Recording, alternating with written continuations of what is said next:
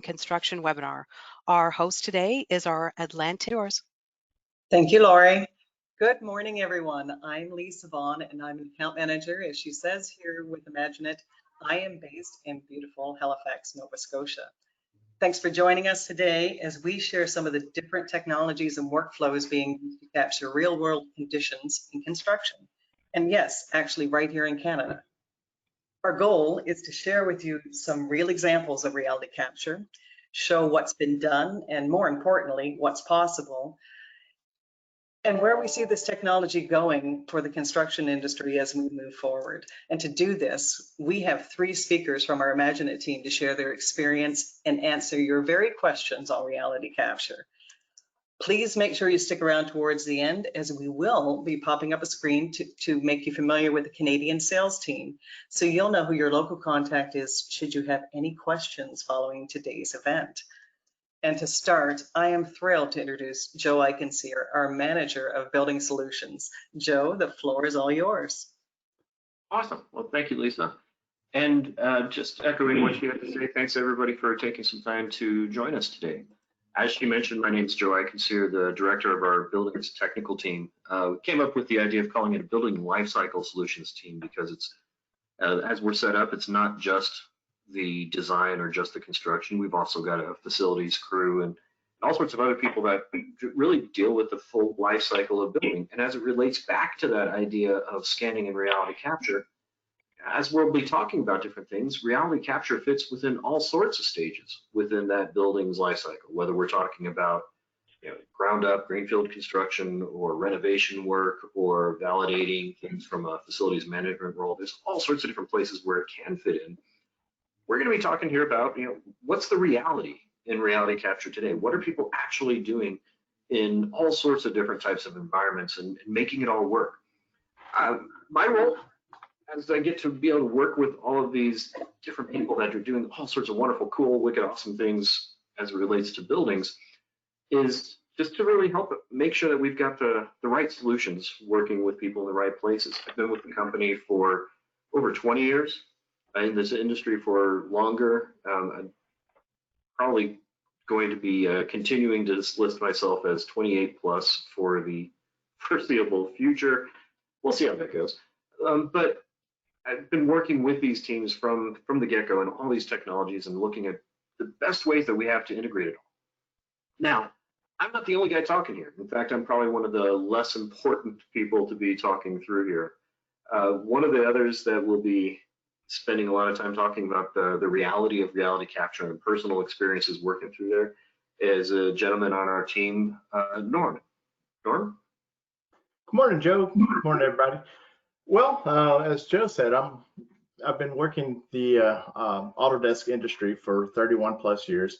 My most recent endeavor is I've spent 10 years in the construction field implementing and processing new technologies and getting those to work in the field in the construction industry. So I'm going to be talking about some of my projects that we've worked on over the years and just kind of where the technology has gone and again, where the technology is going. And for our latest in technology, we've got Jeff Bowers. Jeff. Thank you, Norm. So welcome everyone. I'm glad everybody could attend today.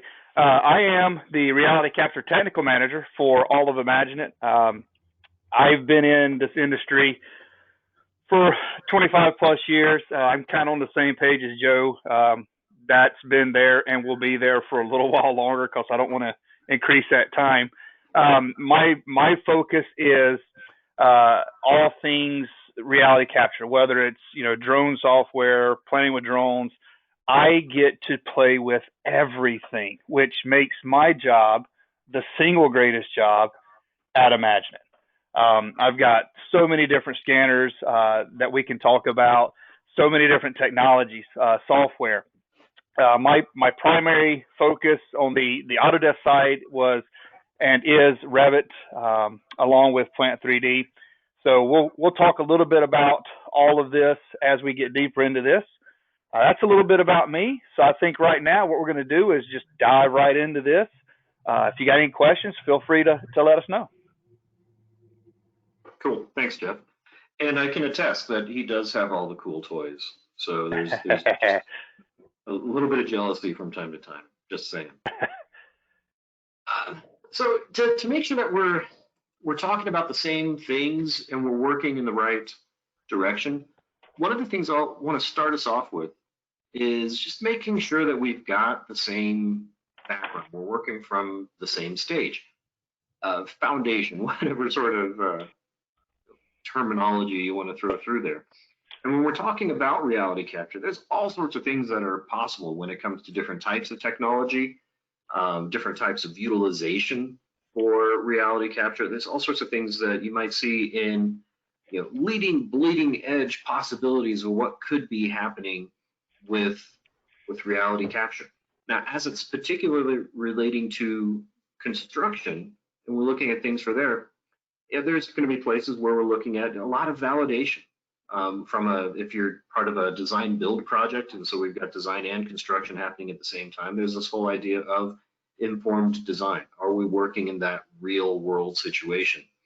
I remember the first job that I ever went out to measure, just taking typical, tape measure and a partner, and we went out and we were doing a renovation of a car sales lot, and took all of our different measurements, went back to the office and started drawing everything up based off of the measurements we took. And of course, nothing actually lined up. We tried to get the perimeter, just, figure there's what, a recently out of college student and another person, I can't even tell you right now if that other person was an architect, but either way, we're not a surveyor. And we measured the perimeter of this site and nothing matched up at the end. And the answer that we got for what are we going to do to take into account that my boundaries didn't line up is the architect that was in charge of the job said, "Oh, just make them fit. Let's move on." Which, from maybe a pure design standpoint, when we weren't working in that corner of the lot, might not be horrible, but it's not good. Depending on the situation, it's also very, very bad. So making sure that you're designing in the right context of, can I actually put something in here and not run afoul of ADA concerns, all that sort of stuff is there. So it's a lot about this idea of knowing what that reality is. How has the building been changing over time? Has it sunk on a particular corner? Have things fallen out of plumb? As we're going through construction, are we actually placing things where the design said that that's where it's supposed to go? So a lot of different types of things through there, going through that idea of historical preservation. Those are all different types of things that we can go through. Now, this idea of reality capture has probably got its roots most strongly in the civil design side. We've been working with scanning in various levels for helping out with reality capture for civil design for longer than we've been doing it with buildings. Whether we're talking about bridges, roadways, all sorts of things from a civil standpoint, let's do that and then start integrating that design with various applications like Civil 3D, with Navisworks, with InfraWorks, with all sorts of different types of things. Just depends on what's that application and how do we need to blend these different sources of data so that we can get maps and scans and all these different things coming together. We took that technology that's been used at a very high degree of accuracy from a civil design standpoint, and over time started applying it to buildings. Now, a lot of times when we're going through buildings, I can say, yeah, I can scan and get something within a fraction of an inch of accuracy. And if you take that example I had of trying to measure out the car lot, hey, if I'm within a couple inches using the old manual method, I'm ecstatic because I was off by multiple feet, and that's not good. But as we're doing this and we're starting to get that data, get different things in different places, we get to have this conversation of what's the right level of accuracy that we need for the job at hand. Can we go through with something that's less accurate because we don't need to grab pipes or conduit or things that are much smaller? What's the final deliverable got to be? And from there, take those scans, again, integrated into things like now maybe we're going to Revit. There are still some people running with AutoCAD architecture if that's the need, with Plant 3D, with Navisworks again, taking that into the Autodesk BIM 360 world. There's all sorts of different possibilities of where and how those things can happen And we'll get these different types of point clouds coming around that we can start working accurately and with that appropriate understanding of the real space that we're working in. And all of that will just depend on what do we need it to be. And then from that spot, when we're looking at the various workflows that we'll be getting into next year, what's going to be appropriate? Do you need a 3D picture to go along with the point cloud that we're having here? What's the end use of this point cloud that we're working with, so you know what's the right technology to use through there? So that's really the foundation, the background. Yeah, go for it. Okay, and let me add something to that. And this is Jeff. One of the things that often comes up in discussion is, man, we really have to have pictures. Why? Well, because the pictures are important. Well, yes, they are. Okay, but just know that with this scanning technology, with doing various types of scans, you may or may not need photographs. All right, photographs to me is just another tool in the toolbox that we can use. So if you've got to do things really, really, really, really fast, and you need to get in really fast and get out really fast because it's time sensitive, you may not have to take pictures. But I will tell you, pictures are worth 1,000 words. If you can, take them. I want to go back to something earlier. One of the things that reality capture is starting to prevent is the whole saying, bang to fit, paint to match. We're starting to use this technology to better our installs, better our construction, because we're catching things faster and are able to adjust design based off those scans. So just keep that in mind. It's two different things that we want you to remember. So you're saying a little bit less of the verify and field. Yeah, absolutely. That and I've worked for architectural and MEP firms. One of our general notes is contractor to verify and field prior to, etc. So, with this technology, being able to capture those existing conditions, that is going to not eliminate that note, but we're going to feel better at putting out a set of drawings if I've laser scanned and I know exactly where the wall is, where exactly the pipe, the conduit, the cable tray, whatever is in that building. I know where it's at. I don't have to make repeat trips to the field because, like Joe said, my measurements didn't line up. Now, my measurements going to line up. There's no doubt about it. So it just makes the whole process so much more efficient. And with efficiency, we all know what happens, right? We save money. Our bottom dollar becomes better. Absolutely. And that's really, I would say, where all this comes down to is what can we do to eliminate risk or minimize risk so that we can maximize our effectiveness, profitability on a project, all those things that Jeff mentioned, for sure. So with that as kind of just the background, I mean, hopefully there's nothing that I said in there that is new or interesting or wow or whatever through there. Certainly if there's something, we flipped on by something super fast and it's like, wait, I want to get back to that. Let us know as we get back to the final slide and we get to here's your local person to be talking to. Let's reach out to that person. Let's have some of those deeper conversations for some of those things that I may have made some poor assumptions on.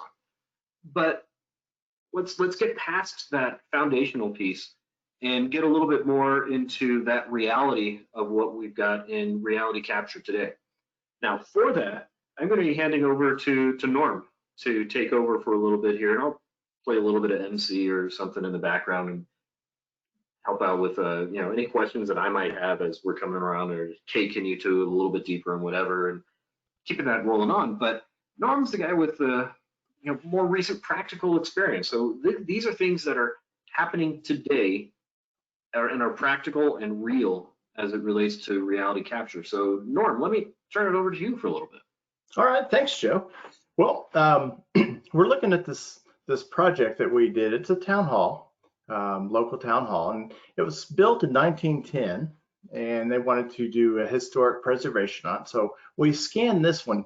It was 10 years ago when we were doing the remodels, and they wanted to preserve all of the artwork and all of the masonry work within the tower, the building, and especially within the cupola, the top of this. Well, as we scanned it, we were able to scan the outside to make point clouds of all of the artwork. And then when we were doing the interior, we looked at that cupola and we scanned it. We found out that the concrete had eroded on that cupola, and it was only going to last, just a few more years. So, but through the scan, we were able to find those faults in the concrete, so we were able to build it up. And an interesting point of this was we couldn't find any masons to do the work for us, so we contracted auto body repair specialists to come in and do the masonry work and do that artwork. And as you can see with the complete remodel, that all the artwork is there. The gargoyles that were broken on top, they're all in place. And so it was really fun. And then, the interior, we were able to measure and place all of the new walls, all of the reconstructed parts. We were able to pull the wood fixtures out, restore those, and put them back in the exact same places. So everything lined up. Whereas the drawings that we had from this were in the basement of this building. They were 80, 90 years old because they were the as-built set, but they were never touched since that. So we were able to come back and line everything up and make that a really nice project at the end. And then, Joe, go to the next slide. You bet. Again, back with renovations and building additions and connecting to a third building. This building it's the Jewel Hotel, and it was really nice historic preservation. They wanted to connect this one with the building next door. They put the swimming pool in. They wanted to make sure everything was lined up. So we started the laser scan on this one, and it was interesting. We started at 5 p.m. and we finished at 6 a.m. So it took an all-night scan to scan the building, and it was pretty dark inside this building. My superintendent got lost within the building, and we just had a good time scanning it. But when we put the point clouds together, when we put the scans together, we noticed that the south wall of this building over the 90 years had fallen or had sunk.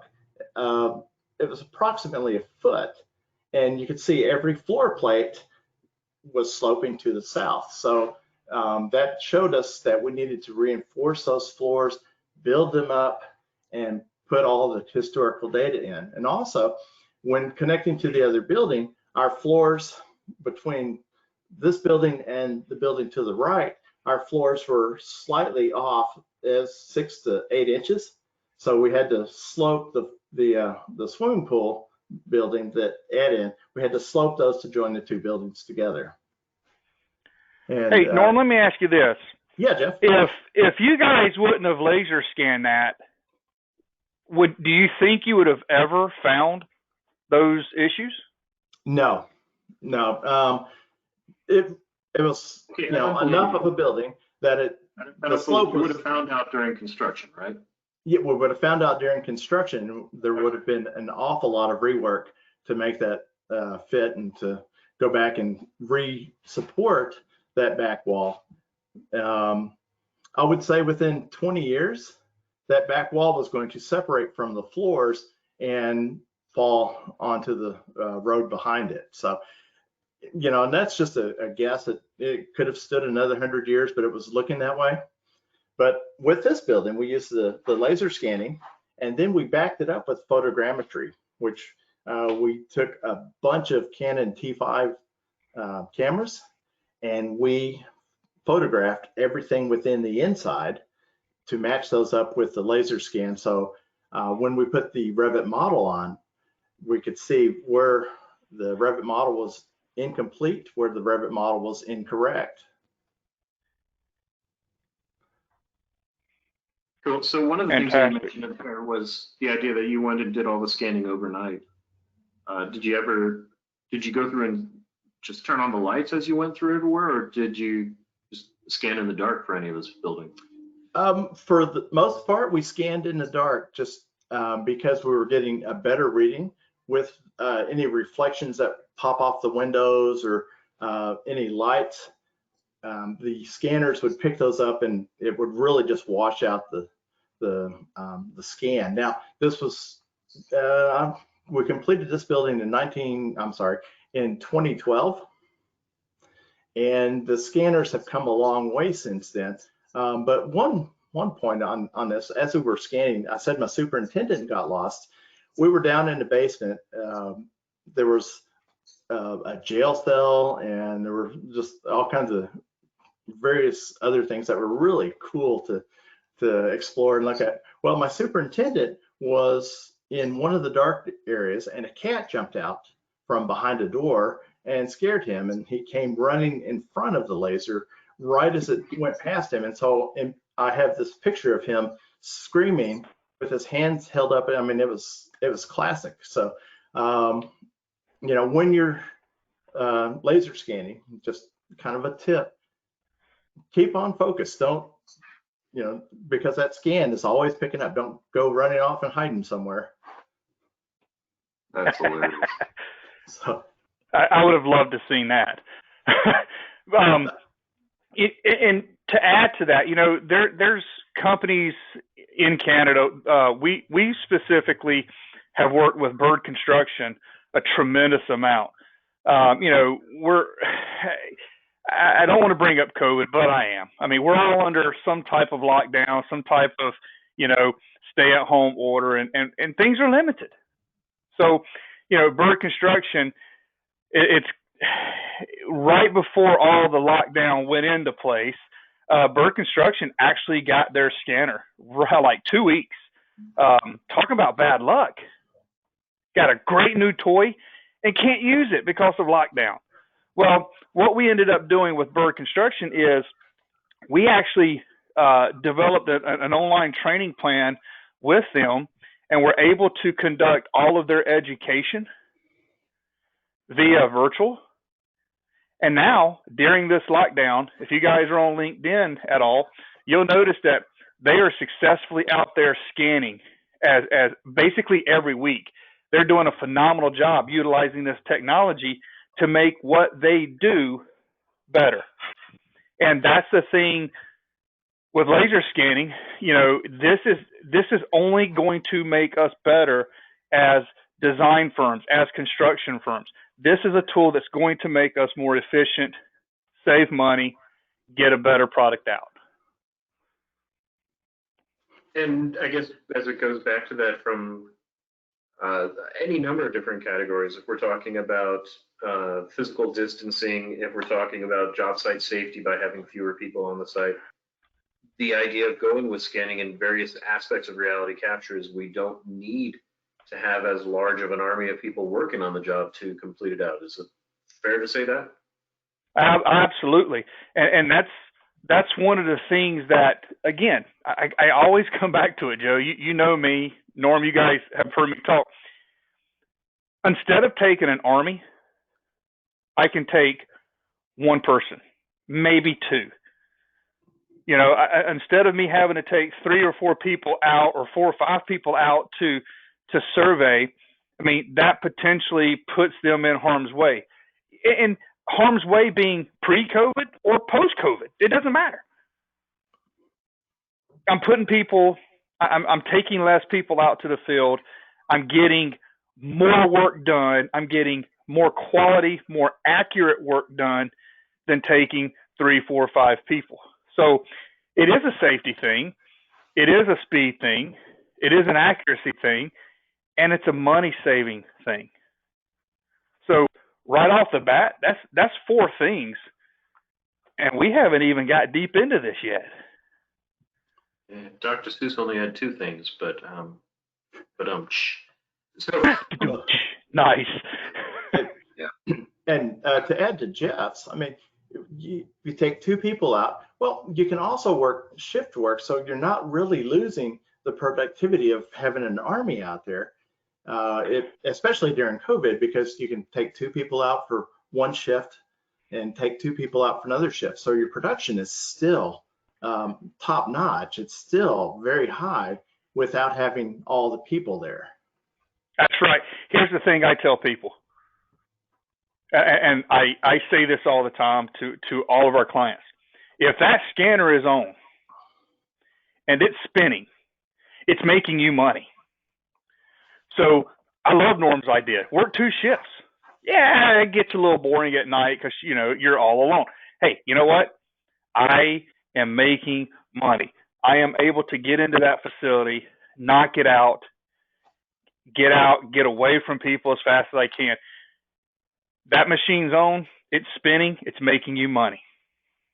So that's a fantastic, I'm glad you brought that up, Norm. So if we look at those two examples, those were largely scanner related. You'd mentioned taking pictures, Norm, in the current building that we're looking at. But one of the other examples that you had here was much more photocentric, for lack of better words, correct? That's correct. So this was a baseball stadium. I love building minor league baseball stadiums. They're fast, they're fun, they're easy. This one is it's a minor league team, and it's near an airport, so we had that to work through. It's on an old site where in 1922 the original stadium was there, and it was removed. It was finally rebuilt back in 2018, and we got the plans. I want to say it was December 2017, and they wanted to play ball by May 18th of 2018. And as we're looking at this, I see we use the LiDAR scan because there's a tunnel that goes under the infield that has all the electrical in it. So we had to go down there and do a laser scan of that because there were no existing prints. So we built the existing prints. We took photogrammetry on the buildings, and what we did, we took 3 cameras, and we had each one on a tripod that, you know, the first one was at 1 foot off the ground, the second one was at 5 foot, and the third one was at 8 foot, so that we would always have the correct information to build that with the photos. We also had with this, we were using the drone every day to see the progress, to build the models from that. And we also included it for the Oculus Rift virtual reality. We put that on VR to go in and do that. So I would go out with the team. We would photograph every couple of days. We would do the photogrammetry. Every day we had the drone that would launch from the trailer, and it would have a set pattern to go through. And as we're taking those, we used Recap to put those all together in the model, so that as the model was being built, we could come back and make sure that everything was correct. Now, this what was a challenge about this one was flying the drone, because the airport is over to the east side of this. I'm sorry, to the west side. I'm looking at the picture here, but the airport's over on the west side. It's a Class G airport, so there's no tower there. But we did just have to let them know, because the lights were basically in the flight path of that landing field. So we had to let them know when we were flying, and we had a max height of 176 feet. The light poles are 150 feet, so that gave us a 20-foot range where we could go in and fly the drone. And as we did the pattern, we had to make sure that there were no aircraft coming in, just in case their altimeters were wrong. And so as we built this, we were able to go in and make sure that all of the seats lined up, make sure that the tunnel was lined up, so all the new electrical that came in would fit in the shafts, and we had to make sure that there were no workers in the areas where we were scanning or doing the drone. Now, the safety team did take the drone and they were using it to go through and see if anyone was sleeping on the job, but that was a different assignment there. But it all lined up, and we had to do this in a 6-month period to build the entire stadium. On May 18th, they had their first ball game. My wife was kind of upset because that's our anniversary, and we had tickets to the baseball game, and she was like, oh, but I want to, she wanted to go out. We went to the baseball game, had hot dogs for our anniversary. We're still married, so that's a good sign. Good for you, Norm. Yeah. I guess the point of this being that when we're talking about reality capture, going back to one of the things we'd said earlier, is all sorts of different technologies that might be pulled in to allow something to happen. Yeah, there's scanners. There's all sorts of different types of scanners. There's photogrammetry. There's drone work. There's the ability to take all this into different types of drafting, modeling applications, let alone VR like an Oculus Rift. So we don't want to be limiting ourselves based off of reality capture must mean laser scan. Not at all. But let's evaluate and figure out what's the right solution for you as you're going along.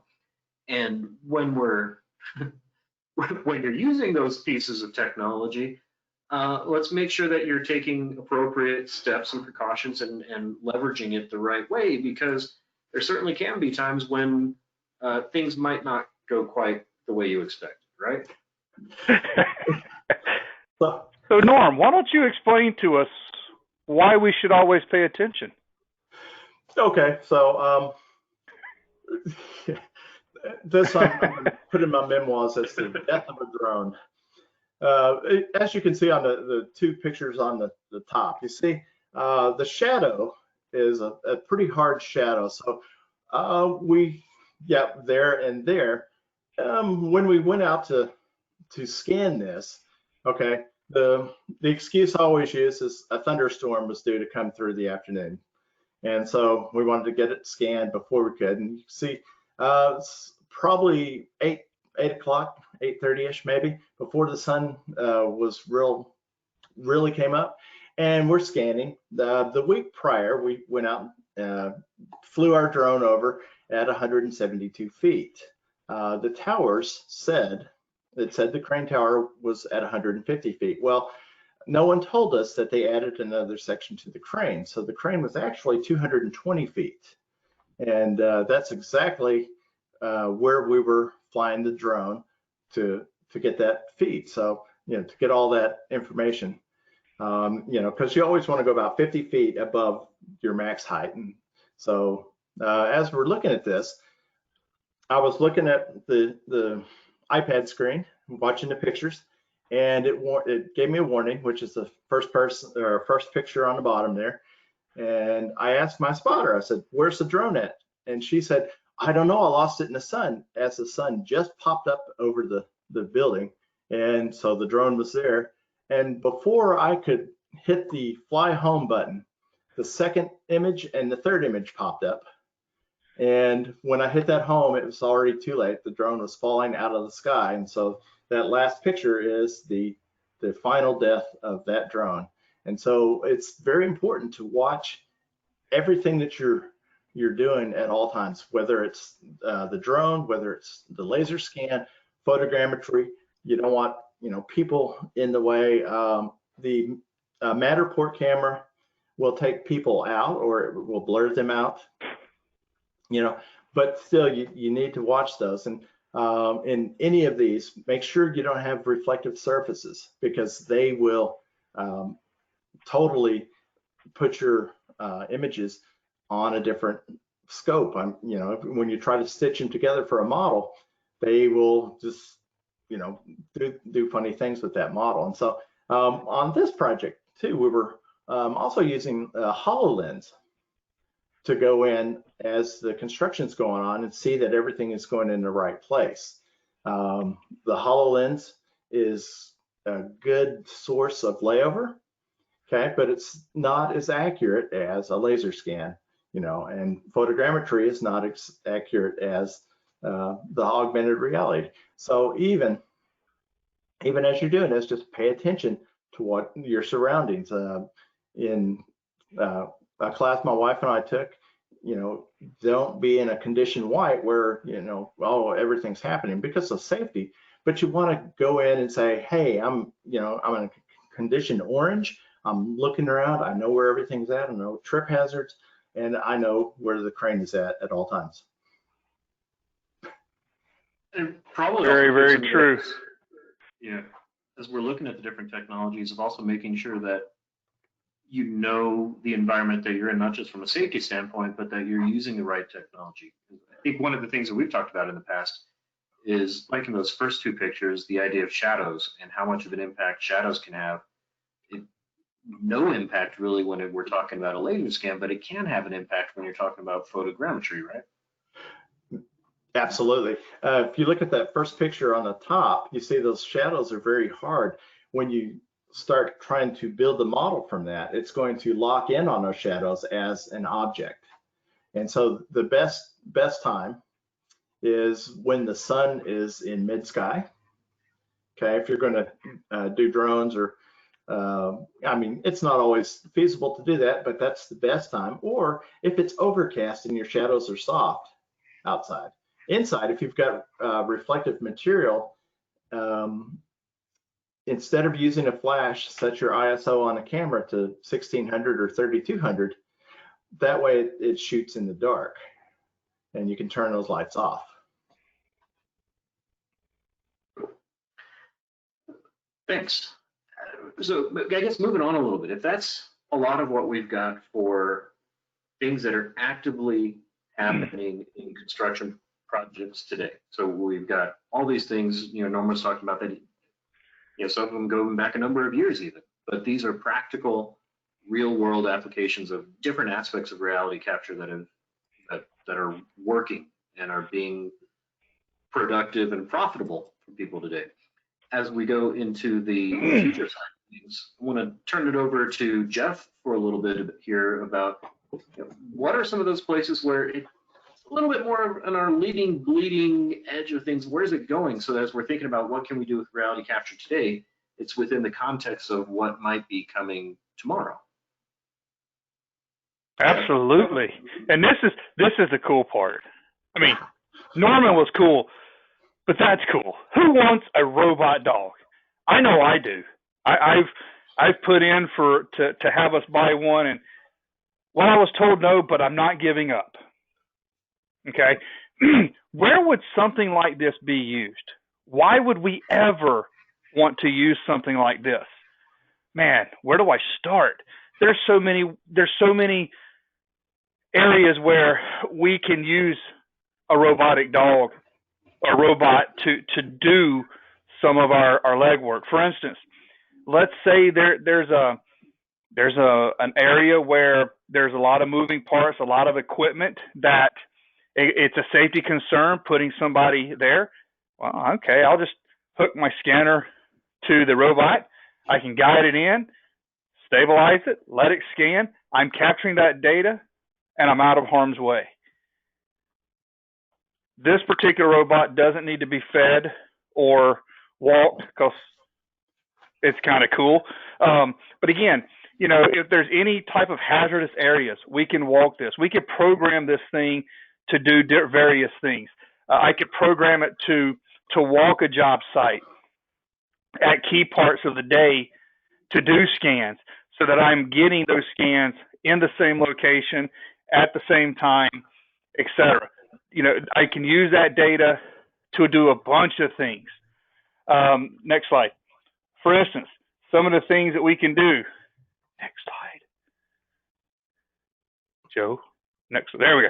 Some of the things we can do is we can start mapping our construction. Okay. The next couple slides are things that are really near and dear to me, simply because we need to document things. We need to understand where things are.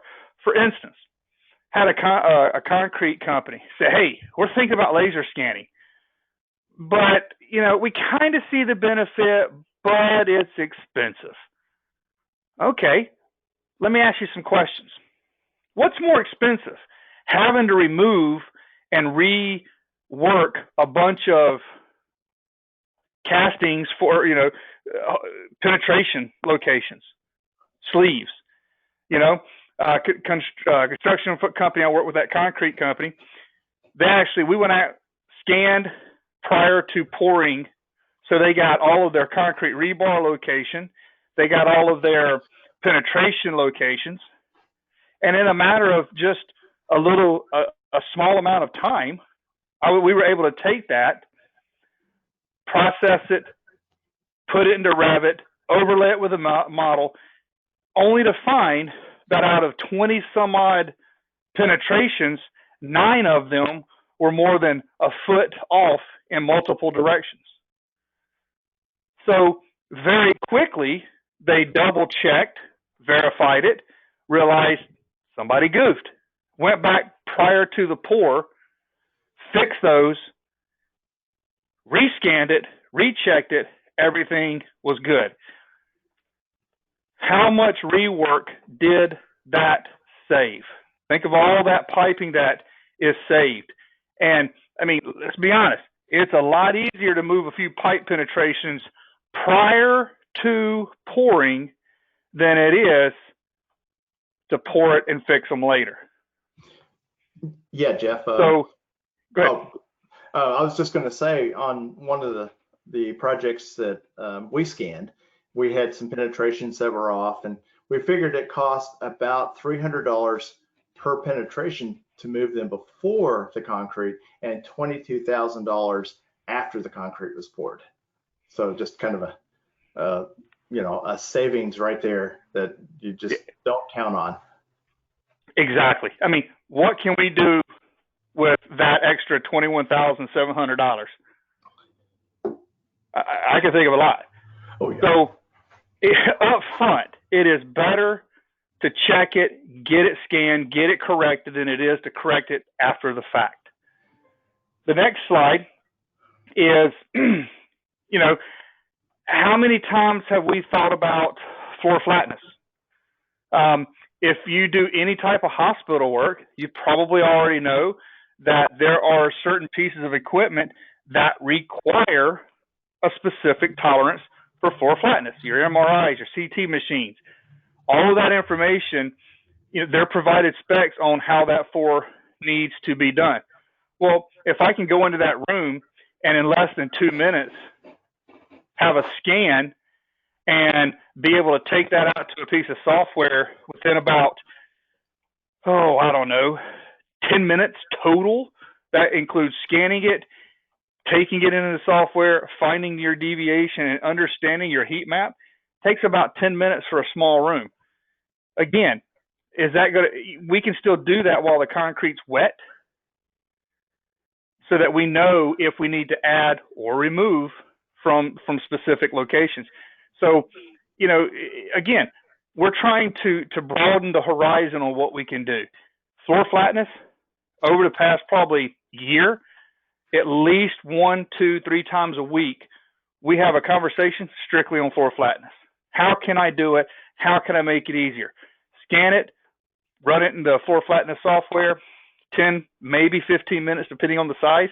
I could have that kicked out while the concrete's wet, while the team is on site, have them adjust it, have them fix it, rerun a scan, redo the floor flatness until that tolerance is met. So it's a fantastic way of doing it. Next scan, or no, next slide. Documentation.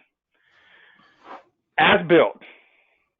What's behind that wall? What's in that floor? I have no clue. I just built it and poured concrete or hung the gypboard up. One of the things, again, that most of you can tell I'm probably pretty passionate about this whole reality capture thing. One of the things that I have been begging people to start doing is scan it before you cover it. What do I mean by that? Before you pour that concrete slab, let's scan the rebar location. Let's scan the embedded conduit. Anything that's inside the slab, let's scan it. Why? Because if I have to go back in a year to put a new pipe in, I've got an existing scan of that floor prior to the concrete being poured. I now have the scan with the concrete after the concrete's been poured. I overlay them. I know where everything's at. So if I need to core drill, I know exactly where I'm at. I know where I can miss cutting through a piece of rebar. Walls. We all know that there's a ton of stuff inside walls. Scan it before, scan it afterwards, combine the two. That is the most accurate as-built document that you could ever provide anybody. And it's far faster, way faster, like not even the same, realm of efficiency, because I can do scans in 2 minutes per scan. To have somebody go back and look at everything, verify everything, go back to the Revit model, adjust everything, I could just do it utilizing the scanner and the photograph. I've got all of that. So that is one of the things that is absolutely near and dear. Next slide. Yeah, and I don't remember if it was a conversation with you, Jeff, or with Norm or somebody else, but there was somebody in our company I was talking to where we were working with a home builder who was looking to do this same thing, just a custom home builder. Yes. That was doing scans during and after construction and turning that part over as part of the deliverable to the owner. And so, just the idea with that is just reinforcing what you said. But if we're looking at doing that from the idea of a custom home, then taking that into a larger project, medium-sized commercial project or larger, that benefit just keeps on growing. I don't know if it's exponential, but it keeps growing. That's right. I'm going to give a shout out to Mr. Thomas Green here. He said, scan twice, build once. I like it. Yep. Yeah. I absolutely like it. It is cheaper for me to scan it twice and build it once than it is to build it twice and scan it. I like that. I'm permission to use that in the future. Back to the home scans. Believe it or not, this was a very large custom built home, and the owner actually required the architect to do a scan during construction and a scan once completed. So once all the studs were up, everything was roughed in, all of the electrical fixture location, the switches, the wire, everything was roughed in. They gave the architect 2 days to go in, scan the whole inside, scan the whole outside. Once that was done, they finished building the house. Once the house was completely built, before all the plumbing fixtures, everything was completed. The day before, 2 days before the owner moved in, they went in, did another scan with high-res pictures, overlaid them together, and gave them a completed point cloud of that facility. So now that owner knows where everything is at. So, think of it for a bigger scale. That'd be great for a hospital. That'd be great for an office building because I always know where everything's at. Next slide. Yeah.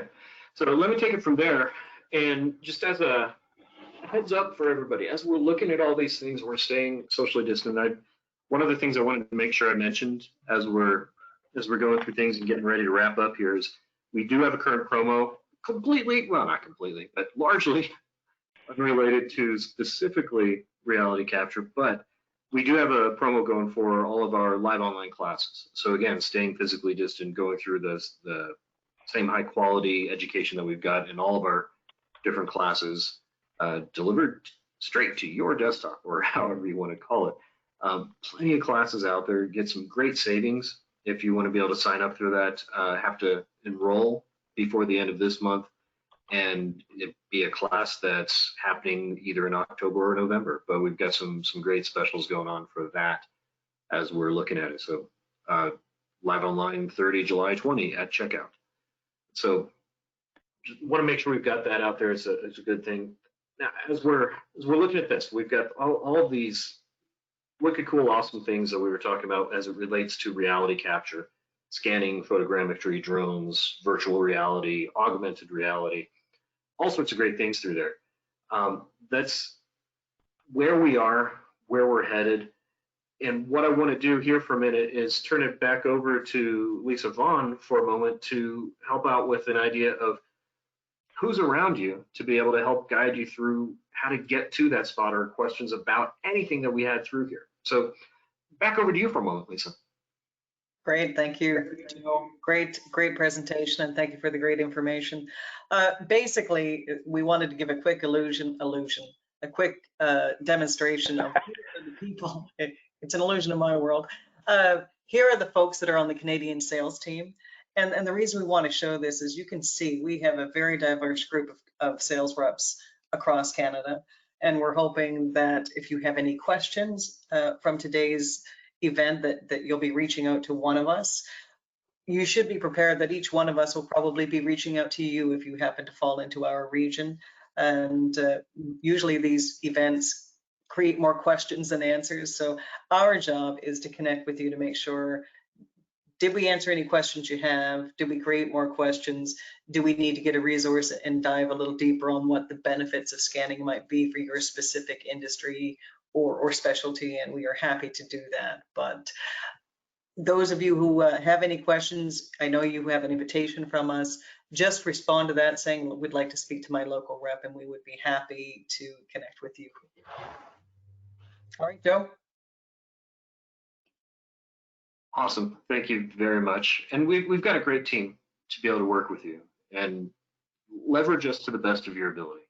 Figure out how can we help you in your path to what's going to make you as a company more efficient, more profitable, less risk inside the projects and things that you're working through today. With that, let's turn over to any questions that you might have. There's the Q&A bar inside the chat panel, I guess. There's both chat and Q&A. We'll pause here for a little bit and see what types of questions you have. Go ahead and feel free to type them in there, and as they're coming around, we'll answer them as best we can. Myself, Norm, Jeff, however we need to go through it all. Did you almost forget my name? I almost did. That's like wrong in all sorts of ways, because I was in the middle of like expanding the chat panel and the question panel, and my brain just froze. So we did have a question. Go ahead, sorry. If you don't already have a question, I was going to throw out one question as a general that I think would be useful to most of the folks that are participating today. And that is, why imagine it? What do we bring to the recipe for folks that are considering using this technology in their companies? Oh man, where do we start? So some of the things that separate us from other resellers or folks is our vast knowledge of both worlds. All right.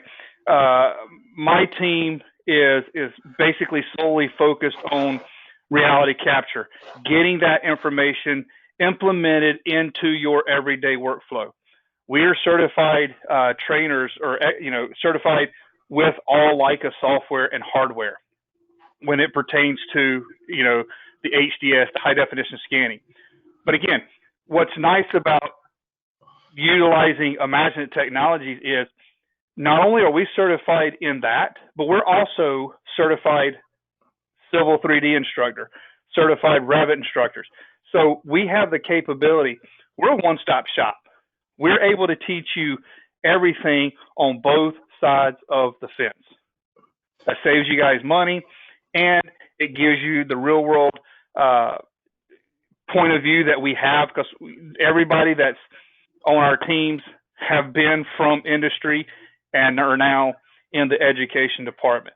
So being able to come to us, we are able to help you implement your scanning hardware, your scanning software, and be able to take it right into that Autodesk solution. no other reseller can really do that. And to add on to what Jeff was saying, part of our organization is there's the reality capture team, there's the construction team. We're separated into teams instead of an individual trying to know everything.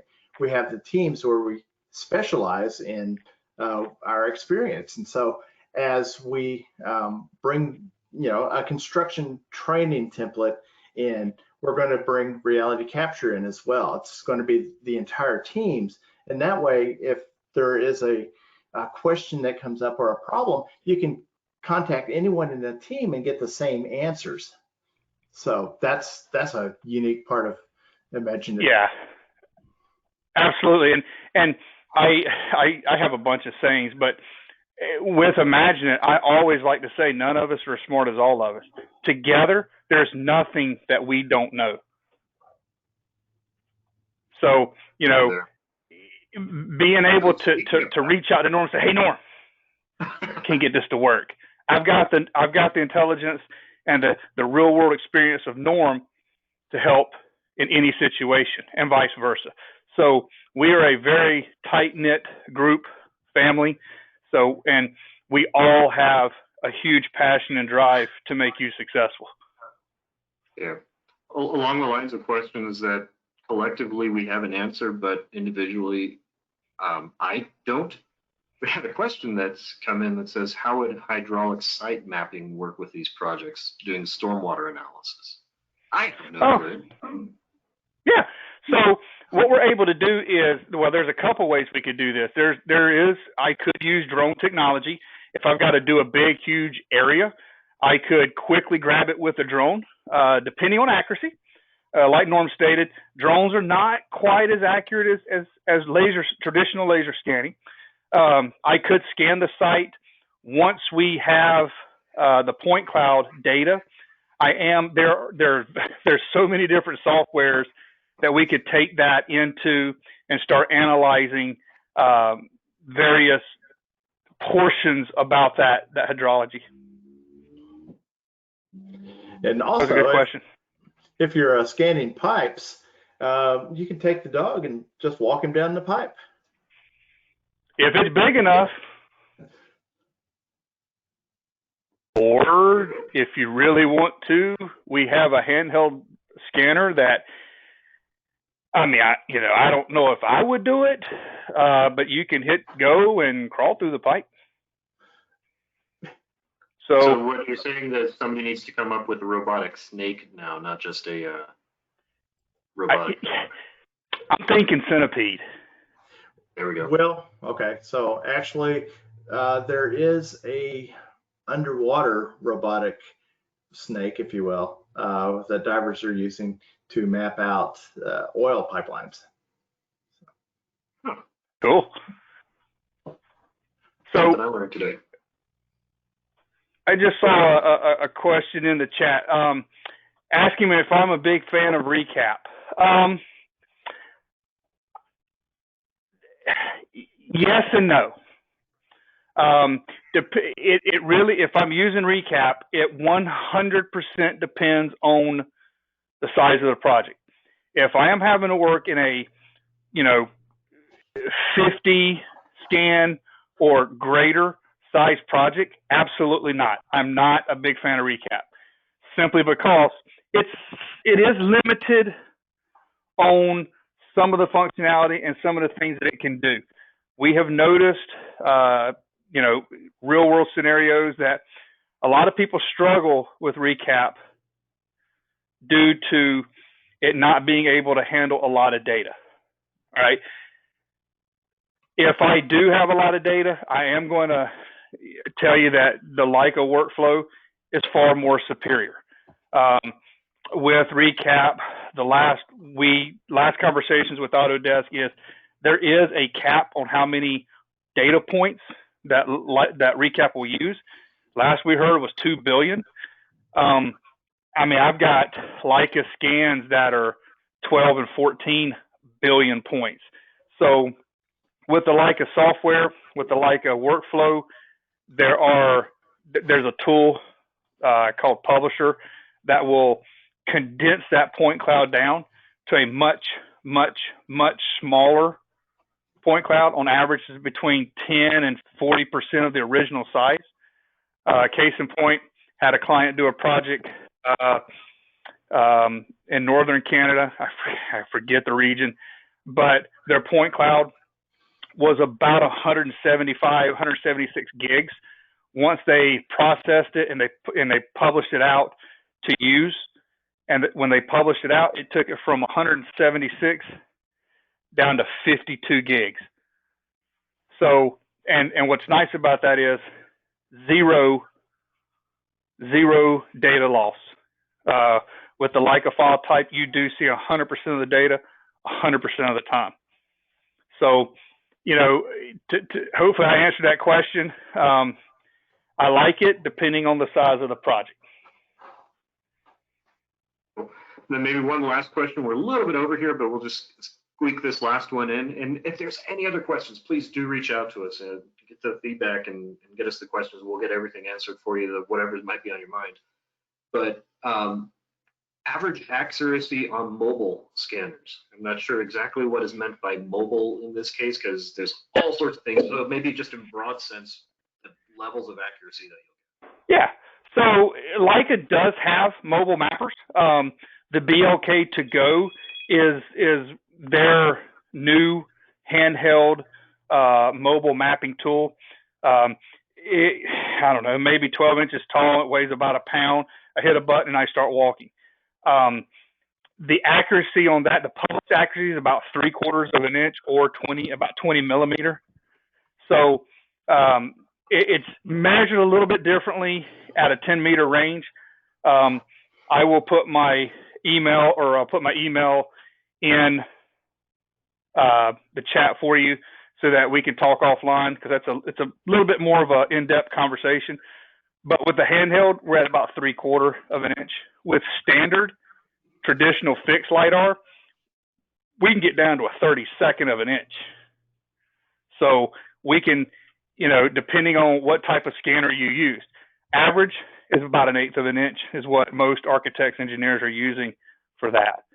And that is that fixed traditional LiDAR, that 1/8 of an inch, or that 3 millimeter, is at a 10-meter distance. Cool. Thank you. And once again, thanks everybody for hanging out with us for a little while today. Appreciate